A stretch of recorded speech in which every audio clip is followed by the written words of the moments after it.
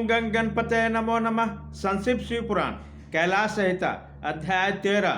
संन्यास की शास्त्रीय विधि, गणपति पूजन, होम, तत्व शुद्धि, सावित्री प्रवेश, सर्व संन्यास और दंड धारण आदि का प्रकार। स्कंद कहते हैं वामदेव तदंतर महान काल में स्नान करके साधक अपने मन में बस में रखते हुए गंध, पुष्प और अक्षत आदि पूजा द्रव्यों को ले आए और नेतृत्व कोण में देव पूजित विद्यराज गणेश की पूजा करें। गणानांग तवा इत्यादि मंत्रों से विधि पूर्वक गणेश जी का आवाहन करें।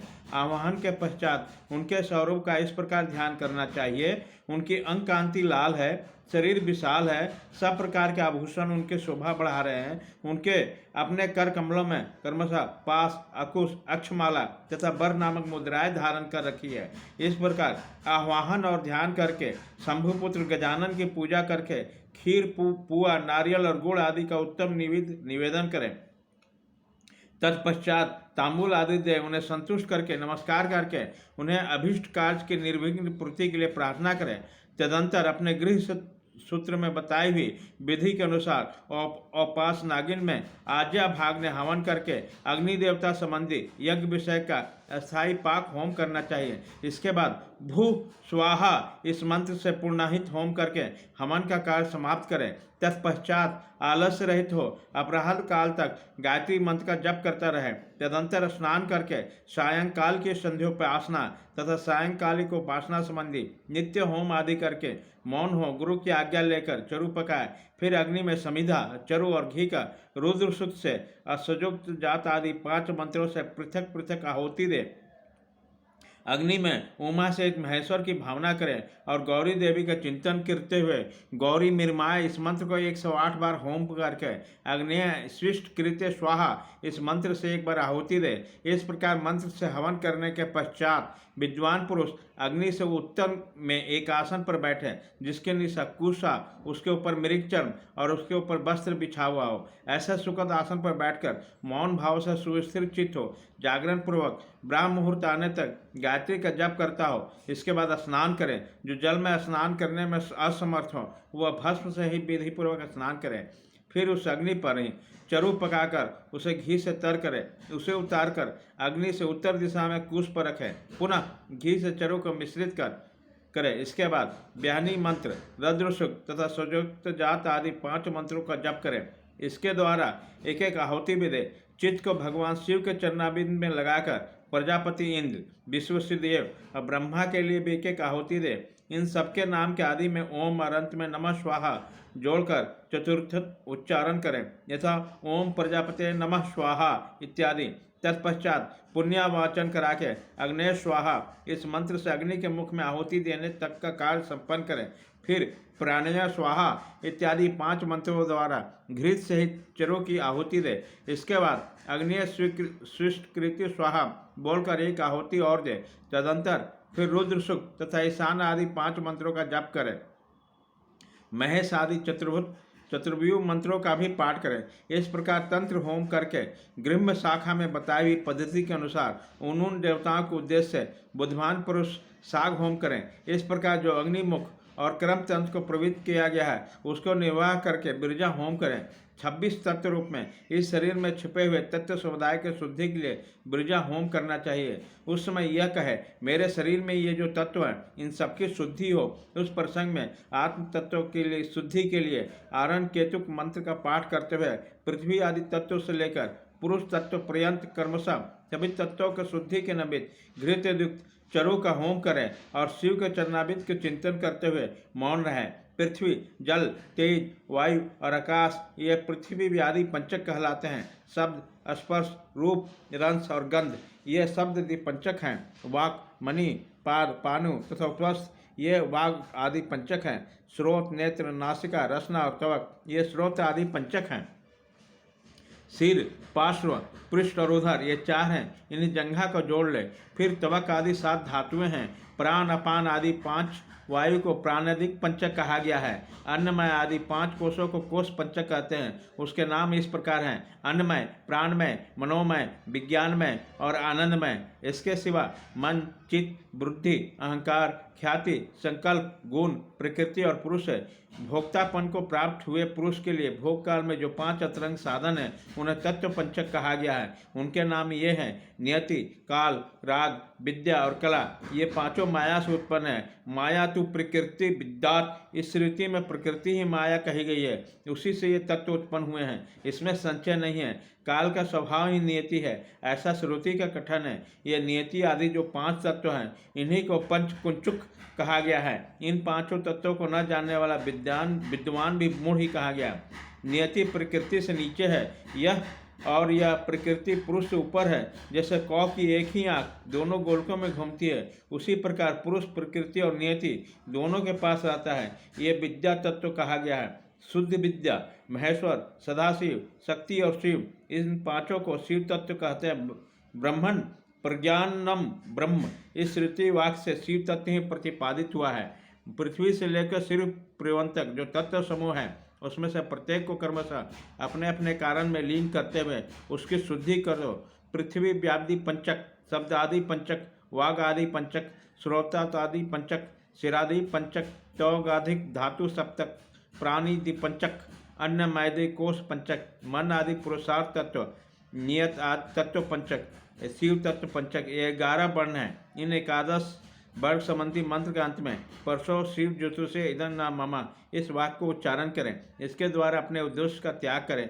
इसके बाद विविद्या तथा कर्षोत संबंधी मंत्रों के अंत में विविद्याय स्वाहा, कर्षोतकाय स्वाहा और अंत में सौताग के लिए व्यापक परमात्मा शिव ज्योतिषे विश्वभूत घत्नो तुष्काय प्रस्म देवा इदं न मम, इसका उच्चारण करें। तत्पश्चात उठिष्ठ ब्रह्म देव यंत्र स्तव महे उप्र प्रम यंतु मरुतः सुदानवा इंद्र पराशु भवा सस्ता। इस मंत्र के अर्थ में विश्व रूपाय पुरुषाय ओम स्वाहा बोलकर 100 त्याग के लिए लोक व्यापने परमात्मा शिवांदम न मम का उच्चारण करें। तदंतर अपनी शाखा में बताई हुई विधि से पहले तंत्र कर्म का संपादन करके घृत मिश्रित चरों का प्राशन एवं आचमन करने के पश्चात पुरोधा आचार्य को सुवर्ण आदि से समुचित दक्षिणा दे। फिर ब्रह्मा का विसर्जन करके प्रातःकालीन उपासना संबंधी नित्य होम करें। इसके बाद मनुष्य संग माँ शिवच्युति मरुतः इस मंत्र का जाप करें। तत्पश्चात याते अग्नि यज्ञ तनुस्ते यारोहम मानमम इत्यादि मंत्रों के हाथ को अग्नि से तपाकर उस अग्नि को अदैत्य धाम स्वरूप अपने आत्मा में आरोपित करें। तदंतर प्रातः काल की संध्या उपासना करके सूर्योपास्थान के पश्चात जलाशय में जाकर नाभि तक जल के भीतर प्रवेश करें। वहाँ प्रसन्नतापूर्वक मन को स्थिर रखकर उत्सुकतापूर्वक वेद मंत्रों का जप करें। जो अग्निहोत्री हो वह स्थापित अग्नि में प्रजापति तथा वेदोक्त वैनस्वार स्थाली पाक होम करके अपना सब कुछ दान कर दे। पूर्वोक्त रूप में अग्नि का आत्मा में आरोप करके ब्राह्मण घर से निकल जाए। मुनीश्वर फिर वह साधक निम्नलिखित रूप में सावित्री प्रवेश करे। ओम भू सावित्री पृश्यामीम, ओम तत्सवितुर्वरेण्यम, ओम भुवः सावित्री पृश्यामीम, भर्गो देवस्य धीमहि, ओम शवः सावित्री पृश्यामी, धियो यो नः प्रचोदयात्, ओम भूर्भुवः स्वः सावित्री पृश्यामी, तत्सवितुर्वरेण्यम, भर्गो देवस्य धीमहि यो नः प्रचोदयात्। इन वाक्यों का प्रेम पूर्वक उच्चारण करें और चित्त को चंचल ना होने दे। उसी समय गायत्री को इस प्रकार ध्यान करें। ये भगवती गायत्री साक्षात भगवान शंकर के आधे शरीर में वास करने वाली है। इनकी 5 मुख और 10 भुजा हैं। यह 15 नेत्रों से प्रकाशित होती है। नूतन रत्न में किरीट से जगमगाती हुई चंद्रलेखा इनके मस्तक को विभूषित करती है। इनकी अंक कांति शुभ स्फटिक मणि के समान उज्ज्वल है। यह शुभ लक्षणा देवी अपने 10 हाथों में 10 प्रकार का आयुध धारण करती है। हार, केयूर, कड़े, करधनी और नुपुर आदि आभूषणों से इनके अंग विभूषित हैं। इन्होंने दिव्य वस्त्र धारण कर रखा है। इनके सभी आभूषण रत्न निर्मित है। ब्रह्मा, विष्णु, देवता, ऋषि तथा गंधर्वराज और मनुष्य ही सदा इनका सेवन करते हैं। यह सर्वव्यापिनी शिवा सदाशिव देव की मनोहारिणी धर्मपत्नी है, संपूर्ण जगत की माता और तीनों लोकों की जननी, त्रिगुणमयी, निर्गुणा तथा जन्मा है। इस प्रकार गायत्री के स्वरूप का चिंतन करने वाला शुद्ध बुद्धि वाला पुरुष ब्रह्मत्व आदि प्रदान करके अजन्मा आदि देवी त्रिपदा का गायत्री का जप करे। गायत्री बेहतियों में उत्पन्न हुई है और उन्हीं में लीन होती है। बेहरतिया पर्णों में प्रकट हुई है, अपर्णों में लय को प्राप्त होता है। पढ़ने संपूर्ण वेदों का आदि है, वो शिव का वाचक, मंत्रों का राजाधिराज, महावीर स्वरूप और श्रेष्ठ मंत्र है। शिव पढ़ने हैं और पढ़ने शिव कहा गया क्योंकि वाचक और वाचक में अधिक भेद नहीं होता। इस महामंत्र को काशी में शरीर त्याग करने वाले जीव को मरण काल में उन्हें सुनकर भगवान शिव का परम मोक्ष प्रदान करते हैं। इसलिए श्रेष्ठ यति अपने हृदय कमल के मध्य में विराजमान एकाक्षर परम प्रणव रूप परम कारण शिवदेव की उपासना करते हैं। दूसरे मुमुक्षु धीर एवं विरक्त लौकिक पुरुष में मन से विषयों का परित्याग करके प्रणव रूप में परम शिव की उपासना करते हैं। इस प्रकार गायत्री का शिववाचक पढ़ने में लय करके अहंग वृश्य रेरीवा इस अनुवादक का जप करे।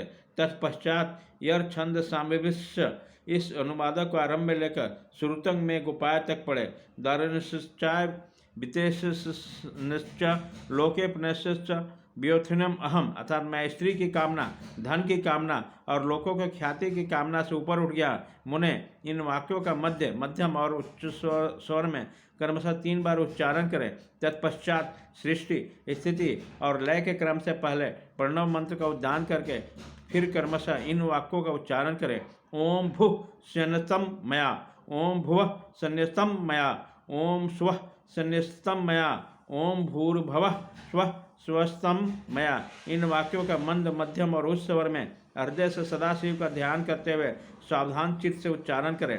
तदंतर अभयम सर्वभूतभ्यों मतः स्वाहा, मेरी ओर से सब प्राणियों को अभयदान दिया गया, ऐसा कहते हुए पूर्व दिशा में एक अंजलि जल छोड़े। इसके बाद शिखा के शेष भालों को हाथ से उखाड़े और यज्ञोपवीत को निकालकर उसके साथ हाथ में लेकर इस प्रकार कहें।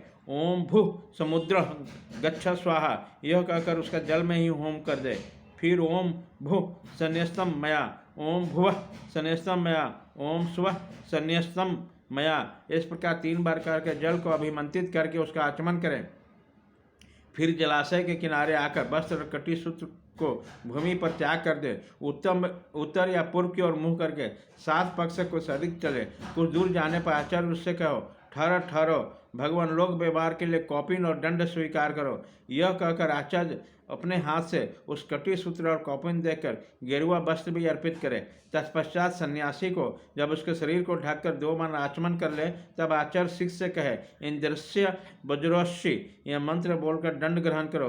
तब वह इस मंत्र को भी पढ़े। सखा माँ गोपियोजा सखा योन्सिंदृश्य वजोषि वात्रघ्न शर्मा में भवा यत पापम निवारण्य। इस मंत्र का उच्चारण करते हुए दंड की प्रार्थना करके उसे हाथ में ले।